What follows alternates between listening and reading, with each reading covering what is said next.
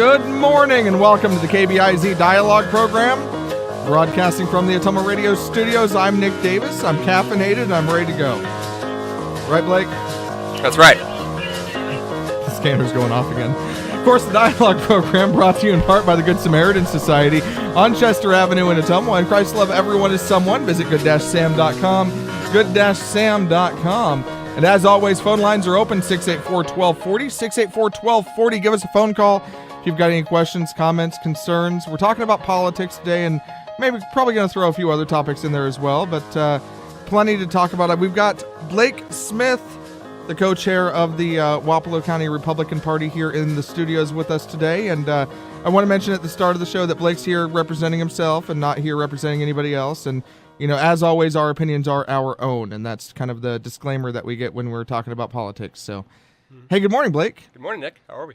I'm awake. I've been awake since about 2:30, but I am awake. You've had a long day already. I'm already getting close to the end of my day here.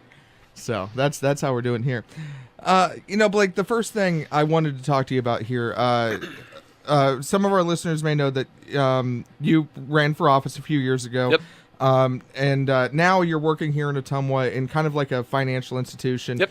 I wanted to talk to you because you're involved in politics and finances. I wanted to talk to you about the tax bill. Sure. That was recently passed by the U.S. Senate, and I think it's going into reconciliation with the House bill at this point. Can you give us an idea, your take on this tax bill and how it's going to affect, Wall Street, how it's going to affect us, the average people out here? Yeah, absolutely. I think that for the most part, that the tax bill is going to be very good. I think Wall Street's going to rally. We've already seen the effects from the tax bill passed through the House, passed through the Senate, put a boost into the markets already. So I think for the most part that the tax bill is positive on Wall Street, and people with 401ks and IRAs will feel it on Main Street. So I think that, from the big picture outlook that it's good. I also think that from just, you and I as taxpayers, I know my tax bracket's going to lower, so I think for the middle class it's going to be great. Now, it's by no means perfect. I don't think any tax bill is, but I think as a whole, I think it's going to be good. I hope the Senate and the House get it through conference committee and put it on the president's desk. Okay. Had a note handed to me there. So yeah, the Senate tax bill, and can you give us an idea? I'll admit I haven't read through the whole bill. I'm not sure if you have either. But can you give us kind of an idea what some of the nuts and bolts are? Do you have that information? Yeah, I have a little bit of it. I know one of the biggest pieces is the corporate tax rate is going to fall from 35% to 20%. And I think that'll be huge. I think, when it comes to, the markets anyway, earnings drive the markets. And I think that, the corporations will be able to expand, invest, will be able to increase our tax base. And that's ultimately what we want to do. We cannot sit here and look at, debt and the deficit and all of that and expect not to look at increasing the tax base. We want more people paying in, and we want more people being successful. And, the more people we have be successful, the more revenue we have to work with at the government level. So, I think that's a big piece. And as far as, the individual income brackets are going to lower, which is good. I know that for the some of the the debt deductions and stuff are going to go away. I know student interest deductions, some medical deductions are going to go away, but the personal standard deduction is going to double. So, or at least that's what it's looking like. So yeah, I think all in all, it's going to be good. Again, it's not perfect. I'm sure there's going to be those out there who find some faults in it in different areas. But I don't think any bill passed by Congress is perfect. No. I saw the pictures of the notes in the margin on this one, so yeah. Those things happen, and yep. Well, hopefully they get it through. I think it'll be good for the Republican Party to get something done. They've had a very lackluster year, in my opinion. So I think it'll be good for the economy. It'd be good for the Republican Party. That's another part of this, and you mentioned the big, and probably I agree with you. The biggest part of this is the corporate tax rate, getting that corporate tax rate down. Thinking back to the campaign, part of President Trump's big push during the campaign was getting companies like Apple, like Google, to that have all of this money that's just sitting in a bank account overseas, getting them to reinvest that, to bring that money back to this country. And I think that this lowering the corporate tax rate is just one of those things that's going to help with that. Yeah, I agree. And as as an investor, and again with most people who have a retirement account or investment account of some kind, we see that, these companies that they are investing in, these, larger companies will, probably be, buying more stock in this case and producing more dividends. So, I think Wall Street's going to rally behind it. I think, we'll feel those effects on Main Street. I have a 401k now, so yeah. Well, good for you. I'm definitely looking forward to some boosting in that. Yeah, too, yeah. So. It's been a good year. We can be hopeful, and I think it took a hit the other day with that ABC report, but that was a weird situation there. Yep. And then later in the day, the word got around that the Senate had enough votes to pass, so it came back a little bit. But those are very short-term, volatile moments, and we look at the long-term effects. So. Yeah, when you're looking at a 401k, it's that one day drop doesn't really affect me all that much. It's when it's down like 2008. That's when it hurts. Right. Yeah. That was a rough time. Yeah, that was a rough time. That was a bad time. I want to, there's so much going on right now, both in national politics and here in local politics, and I've got quite a few things on my list of topics that I want to talk to you about today, including right here in Ottumwa. The city council here in Ottumwa is considering eliminating primary elections for the city offices. Now, you've run for office, but it wasn't a city office, right? But you were involved in a primary that year. I wonder what's your take on eliminating the primary elections here in Ottumwa? Well, I think that from a cost standpoint, you can definitely look at that and go, this may be something to look at, but what you don't want to do is get into, a runoff. For a good example, and keep a long story short, you can look at, I think it's Congressional District 3, where David Young serves in Congress. When it came down to nobody broke over 35%, and it was Brad Zahn and our Secretary of State at the time who was kind of duking it out for that number one spot, and the guy who got fifth in the primary election ended up winning just kind of due to the runoff process. So, we want to make sure that the winners are clear, and I understand the savings and costs. So, I think there's definitely a way that we need to look at it to do it. But as far as how much it costs, how much numbers as far as money goes that could be saved, I haven't looked at those. So I think it's definitely something that the council should look at, though. I've heard a couple of different numbers, anywhere from about $12,000 per election year up to about $25,000. It's kind of a range of numbers that I hear, and I think it kind of varies from year to year as well. So, okay, but that's a pretty good chunk of change. That's a few potholes right there. So. Absolutely. Yep, that's quite a few. So, yeah, I mean, and at the end of the day, those with the most votes win, and I think that's something to definitely look at. I would definitely consider it, and it doesn't have to be necessarily a percentage. The argument is, well, the majority of the public didn't necessarily vote for this person or that person, but hey, should have got more votes. Yeah. Blake, let's take our first break right here. When we come back, I want to talk, because you also worked for a time in the Iowa Senate, and I want to talk about the sexual harassment allegations that are going around and the lawsuits that have been filed. So I want to get into that with you right after this break. Sounds great. We'll be back right after this.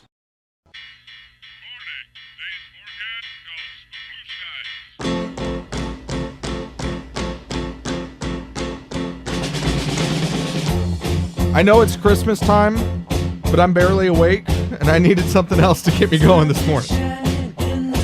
Good morning. Welcome back to the KBIZ Dialogue Program. Mike's laughing at me over in the newsroom. He was just a second ago, at least. Welcome back to the KBIZ Dialogue Program. Blake, I want to talk to you about what's been going on in the Iowa Senate. Now, I find it kind of ironic, I think, that, we've got all these sexual harassment allegations going around the country, anywhere from the TV industry, the movie industry, to politics.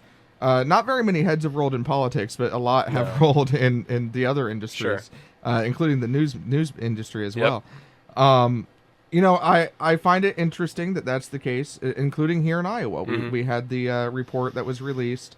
So I guess my first question, you worked in the Senate for, I think, about 2 years, right? Almost 3 years, yeah. Almost 3 years. I wanted to just ask you straightforward. Did you see any evidence of sexual harassment or anything in this report that we saw from the from Senator Dix? No, I never saw anything. Primarily, I was on the Senate floor, and from my understanding, this happened more in caucus, behind the scenes, And I believe it was even before Senator Dix's time. But, it is unfortunate. Kirsten Anderson was there my first year, which I think was 2013. And she was the communications director for the Republican caucus. So I'm sure you work closely with her. Yeah. And, at the time, obviously we had no idea anything was going on, but clearly there was evidence to the tune of, $1.75 million. And I think they settled it at like 1.4. Something like that. Yeah. And that's terrible. That's terrible. And I think that since then, Senator Dix has created his own investigation, and somehow he's investigating himself, and then he was going to release those findings, and then he wasn't. And then he did release some findings, but part of it was redacted. And, quite honestly, and I know, being a Republican, this probably isn't kosher for me to say, but, I mean, he's got to go. I mean, he needs to resign. This is... He has fumbled this completely in his own press conferences. He's fumbled it on WHO Radio. And, I like Bill Dix. He's a nice guy, but, this whole thing has been botched. Any time that you have someone who's essentially investigating themselves, which is what's happening here, that throws up major red flags. I don't know why, at least the Iowa State Patrol or some other organization, let the House investigate it, Yep. You can't investigate yourself. Exactly. You just can't do that. Right. It's not good from a public standpoint. It's not good from your standpoint. And, at the end of the day, we just cost the taxpayers, $1.5 million. And not to mention, the damages to, this young lady that it happened to. So, he should have done what he could do to, make progress from there. And I think the ball has only fumbled since. And, again, I like Senator Dix. He's a nice guy, but this whole thing's been a train wreck. How do we move forward? We see that they're doing these trainings in the Senate. Did you go through any sexual harassment trainings? I did.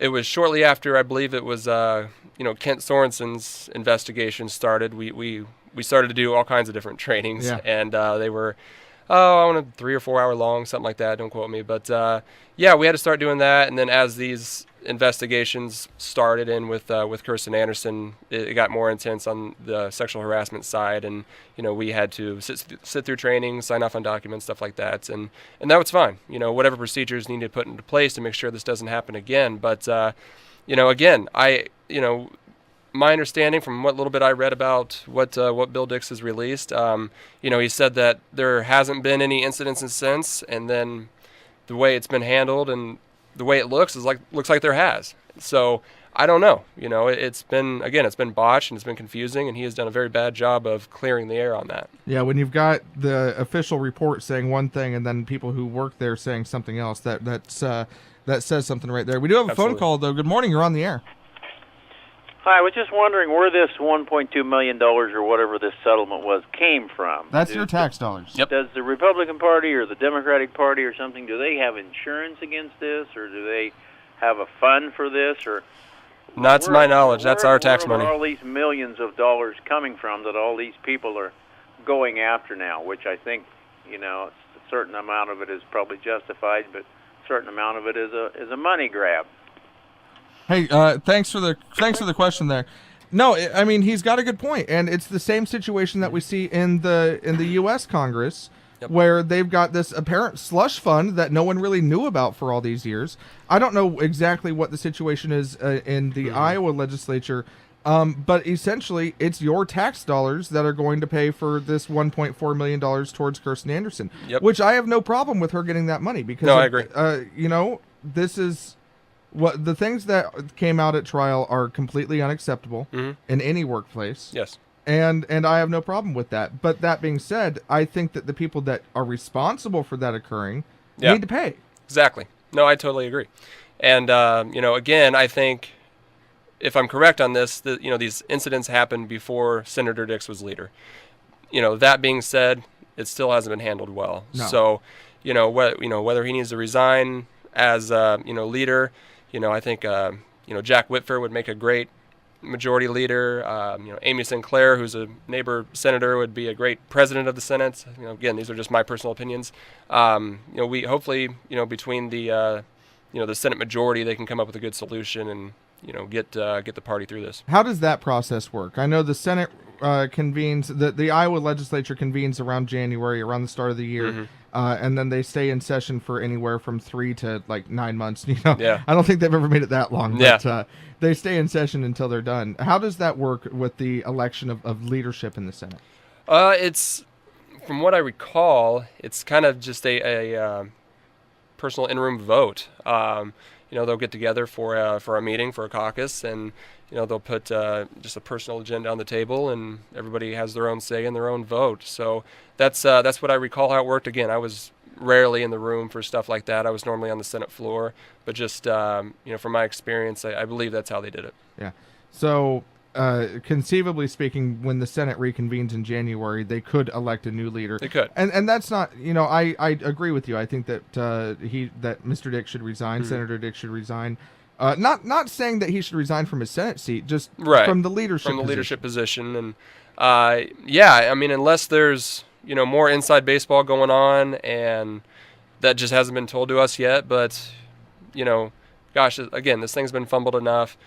We've got to get some transparency. We've got to get these issues fixed. It's been ridiculous. I'm sitting here, and this entire time that this has been going on, which has been for several months now, I'm sitting here, and it's like I'm waiting for the other shoe to drop. Right.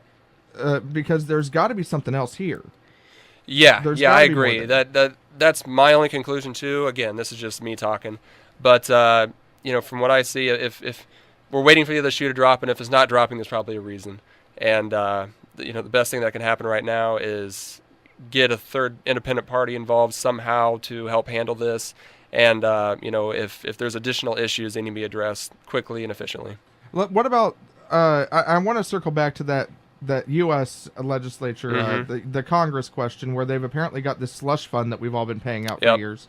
Once again, your tax dollars. But that, to me, that doesn't seem fair. If I were to be accused of sexual harassment and have a judgment against me, that would come out of my pocket. Yeah. Whereas here we have elected officials who are getting these secrecy. What's the word I'm looking for? I'm asleep.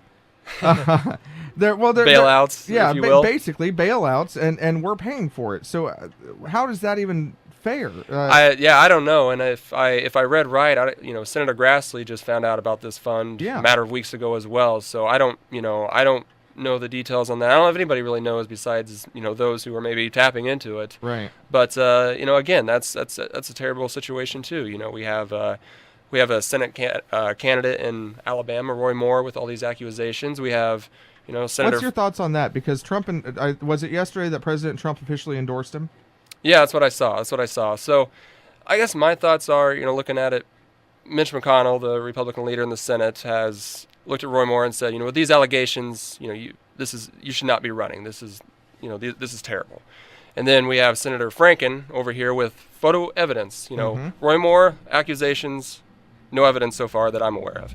Al Franken, picture of him groping a woman while she's asleep, and they're just going to look into that and investigate that. Yeah. That's ridiculous. Come on. I mean, I haven't seen evidence for Roy Moore. I have no idea, but I've seen evidence for Franken, and he needs to resign too. He's got to go. I mean, these are terrible situations, and I don't want people like that representing me or my state or my nation. That's terrible. And I really hope that the people of Minnesota, right? Yeah. Yep. With Franken, I really hope that the people of Minnesota remember that come election time when he's back up. So. Absolutely. Yeah. We have term limits, and that's the election cycle for them every 6 years. So yeah, put somebody up against them. Yeah. Blake, we're up against a hard break. When we come back, still plenty of topics to talk about. Of course, phone lines are open, so we're taking our callers' questions today. We're talking about politics. Mostly about politics, but really we'll take whatever question you want and we'll try to answer. I've got a number of things still on my list. The governor's race, we're going to have an election next year and more names getting thrown into that one. We also got to talk about the state Senate race because we've got a number of candidates who have thrown their hat in for that one, and I know you're going to want to comment on that. And I also want to talk about President Trump and working with Congress and what has and hasn't gotten done, especially in both Washington, D.C., but also here in Iowa with the Iowa legislature as well. So we're going to get into those topics right after this break. Sounds great.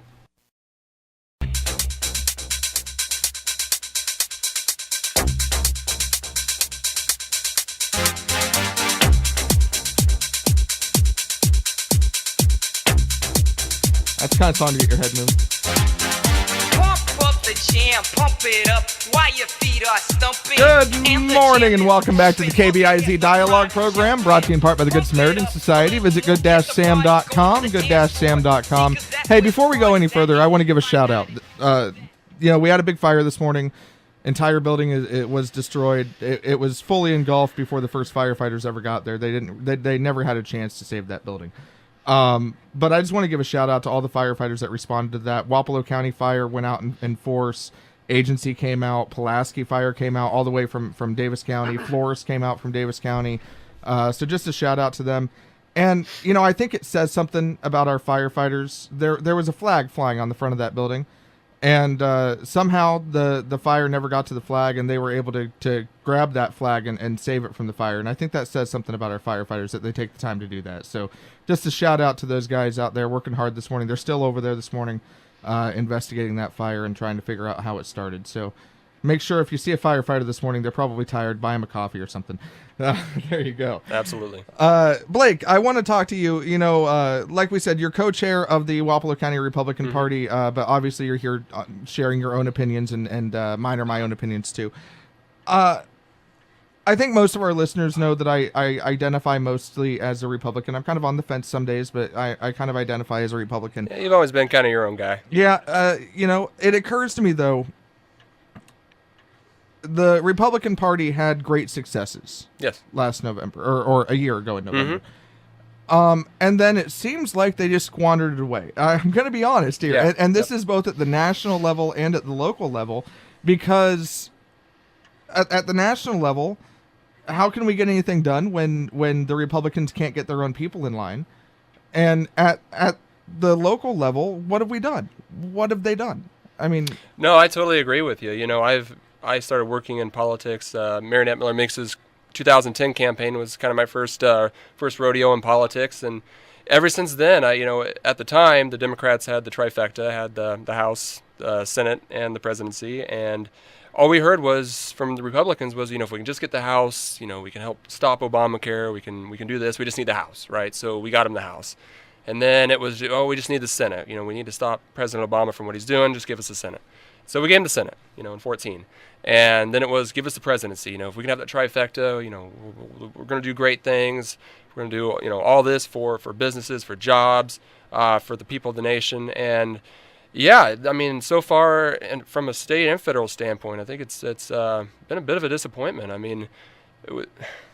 Looking back, it's hard to put your finger on one great thing that we've done in this last year. And, I know it takes time. Getting to this point was incrementalized. You can't do it overnight. I don't agree with the curing the headache by chopping off the head, sweeping reform in one night. But we've got to see some progress. But along those lines, though, let's talk about the national level at first. When we have every Republican for probably 5-6 years straight saying that their number one priority is to repeal Obamacare. Yep. And that has not happened yet. Right. No, yeah, I totally agree with you. We are almost a year into President Trump's presidency, and that has not happened yet. I totally agree with you, and that's a huge issue. And, you can imagine not everybody's going to agree on everything. So, what do? You sit down and say, hey, here's 5 things that we all agree on. They had that skinny bill or whatever it was called in the Senate, and I think it was Senator McCain who ended up torpedoing that in the last moments. And, it's stuff like that. We agree on these handful of things, so let's make some progress, and let's not leave this building until we do. That's the kind of stuff that I want to see, and I want to see it at the state level as well. We've made a lot of promises over the years. We've raised a lot of money. We've, built up our party, our volunteers, the people who work for the Republicans and the candidates, and now it's time to perform. Yeah, it really is. Let's talk about the local level, and I really want to get your opinion on what has happened in the legislature. What have we done that's been good? The only thing that pops into my mind is fireworks. Yeah. But I'm sure there's a few others. What have we done that's been good? Where have Republicans fumbled the ball? And the legislature in general, not just all Republicans, but where have they fumbled it? And what has been completely left off the table?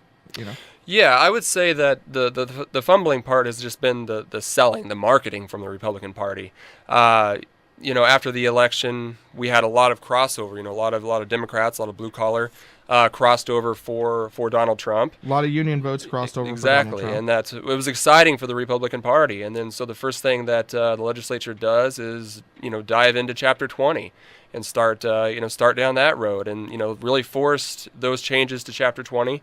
And you cannot have the Americans for Prosperity and the Koch brothers as your cheerleader and expect the public to rally around you. You need to explain why this is good for the state, not jamming this through in a giant protest in the middle of the night at the Capitol.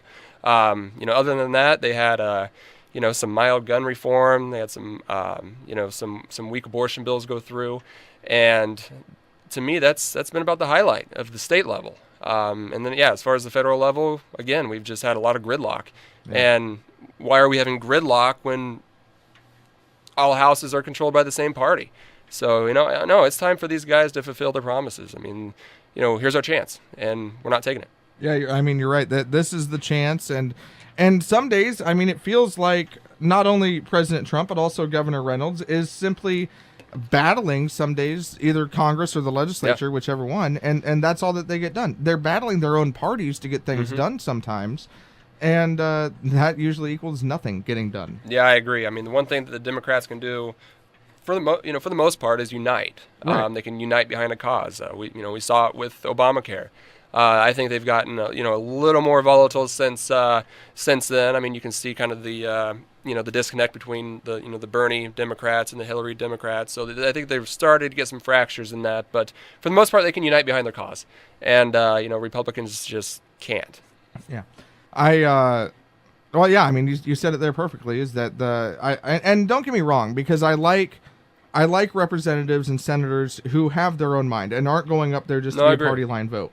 That being said, every once in a while we need to sit down with our own party and like you said, hash out a bill that everyone can agree on. Right. Okay, we don't agree on these 50 things or 5,000 things probably in the healthcare realm, but we can all agree on these 5. As Republicans, we agree on these 5 things. So let's move these 5 things forward and revisit 10 things next week. You know what I mean? Let's make progress. Let's incrementalize this. We didn't get here overnight. We're not going to fix it overnight. So let's just make progress in that general direction. And I think there's just a lot of the old boys club at the federal level, and a lot of disdain for the president in some cases, and I think that's getting in the way of progress. Yeah,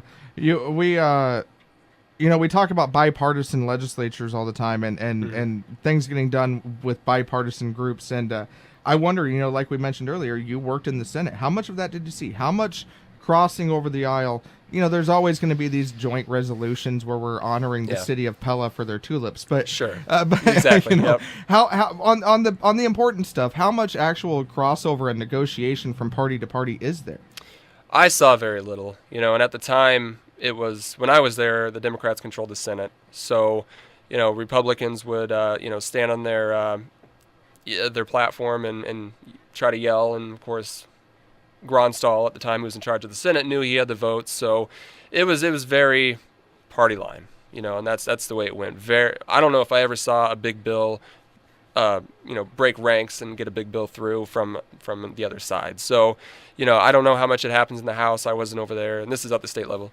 But I saw very, very little. Yeah, and we elect these people to go up there and make compromises. Yeah, that's how laws are supposed to be written, with both sides weighing in on things and making a compromise to get a bill that everyone, maybe not everyone can agree on, but at least a majority can agree on. And when we go up there and just have party line votes all the time, well, now we have half the legislature that's just sitting there complaining. Yep.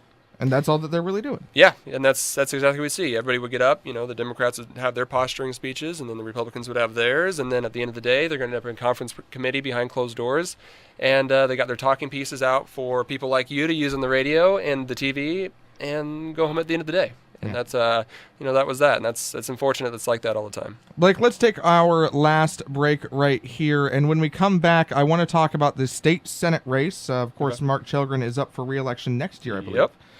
So Senator Chilgren, that'll be an interesting race. I know there's already a couple of Democrats that have announced that they're going to run against him. That's what I've heard. And I believe I'm hearing rumblings of maybe a primary challenge for him, but I don't know if that's going to happen or not. You're shaking your head over there. You may know more than I do. Well, we'll see. And also the governor's race is going to be next year as well. That'll be interesting. Kim Reynolds first top of the ballot on a statewide race. So we'll get into that right after this break.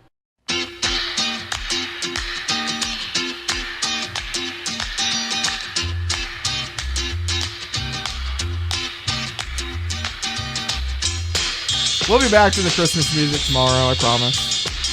Maybe. Got to keep you awake. We got to keep me awake today. I'm struggling over here. Good morning. Welcome back to the KBIZ Dialogue program, where I need a nap. And it's brought to you in part by the Good Samaritan Society. All this political talk isn't waking you back up?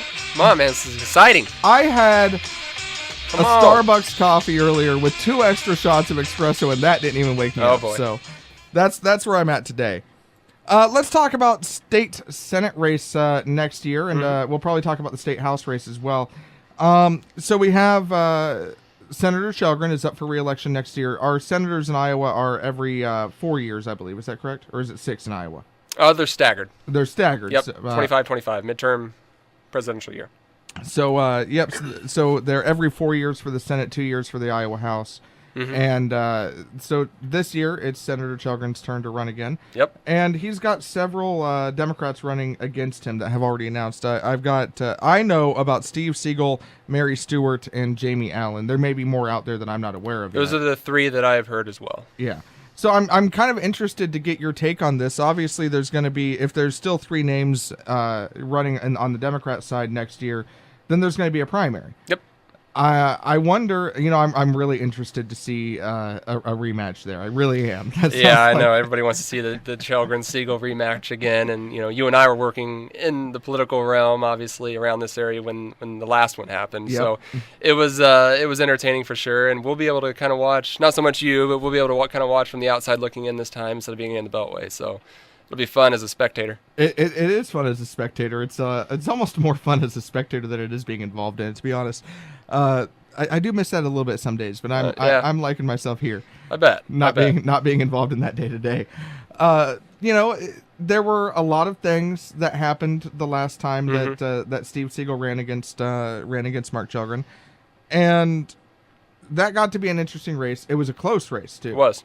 Very close race. In fact, Senator Shelgren's had close races both times he's been elected. Yes. Yeah. The first one being the closest in Iowa history, I believe. Yeah. I think it's separated by 10 votes or 10 or 13 when it shook out. So, yeah, it will be interesting. It'll be interesting. It'll be interesting to see what the Democrats do.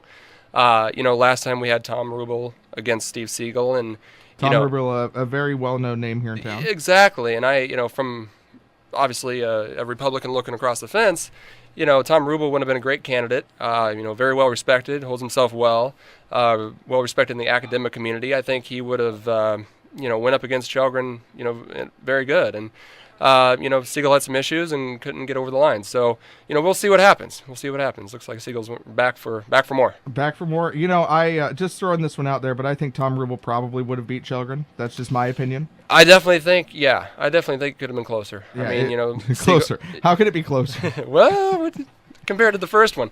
I think if I was a Democrat and I had to pick between the two, I would have definitely picked Tom Rubel. Yeah. So 3 names running, I guess 3 Democrats running. So far, there's been no Republicans officially announcing that they're going to run a primary against Senator Shelgren. I'm not sure if Senator Shelgren has announced that he's going to run again, but I haven't heard one way or the other. That being said, I do remember Oktoberfest, and I think he was saying some things about a campaign then. So that's always a fun day with Senator Shelgren out there. We'll just have to wait and see what happens there. But I do want to get your take. What are you watching for? What do you want to hear from the candidates as we near the election? Well, I want to hear two things. I want to hear, number one, what are your plans to do for the state? Okay. And you and I know we're going to create jobs and we're going to get the budget on track. And if you're a Republican, we're going to get tax reform through, which what was the promise before last election. It still hasn't happened yet at the state level. Right. But, more so, what are you going to do for Southeast Iowa? We have an image problem. We have a job problem. We have an unemployment problem. What can we do? Who's going to go out there and sell Southeast Iowa and all the great opportunities that we have to other places around the state, to other states? Now, as a state legislator, you got to kind of be impartial because you're representing, the entire state. But as far as your district goes, what are you going to do? And how are you going to do it? I want to hear some real plans. And as far as Chelgren goes, the best thing about being an incumbent is you have a track record, and the worst thing about being an incumbent is you have a track record. So, right. We need to look at the senator and say, hey, these are things you've done, these are things that you haven't done yet, and what are your plans to get your goals done? And the same with the candidates at hand. Do you think I'm going to ask the question. Do you think the whole Chipotle thing is going to hurt him at all when it comes up for re-election? Or Sizzler? I don't know. It was Sizzler. Yeah. Yeah, the Sizzler thing. I don't know if from a strategic standpoint, it probably would have been better to keep that powder dry and fire that off this year during the election cycle. But I don't know how much that sticks. It was kind of a tomato deal. I don't know if he did a great job of rebuttaling that and getting the air clear on that. But I'm sure it'll get brought up. Oh, I'm sure.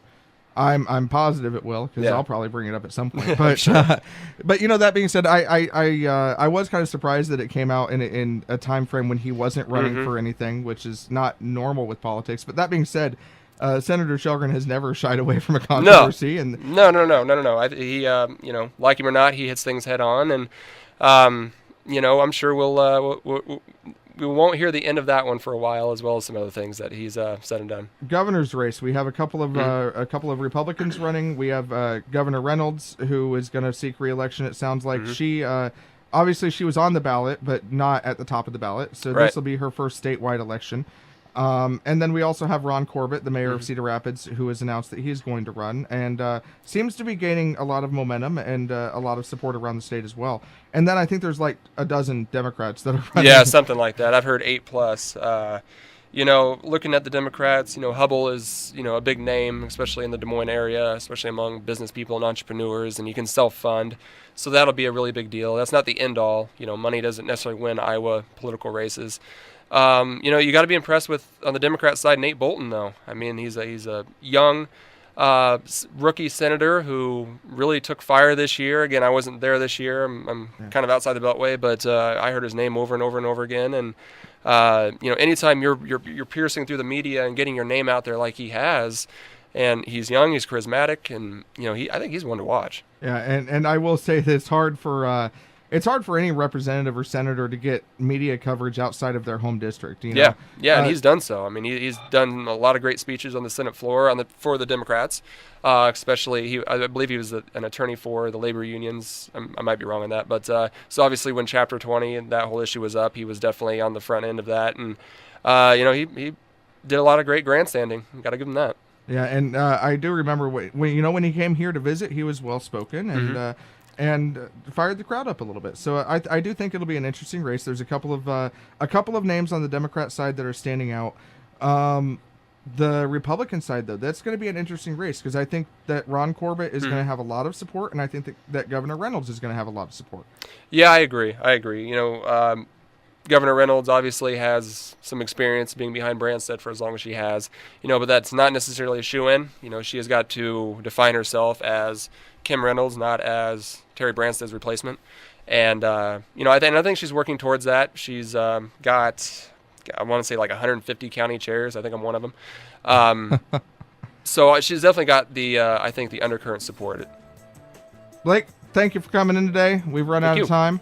It's always a blast. I'm going to start trying to get you in here as a more regular guest. Hey, let's do it. I'm excited. This has been fun. I like talking about politics. And next time, maybe I'll look at Politico before we come on or something. Sounds great. Thanks for having me. Thanks for coming in today. Of course, the Dialogue program brought to you in part by the Good Samaritan Society on Chester Avenue in Ottumwa. Visit good-sam.com, good-sam.com.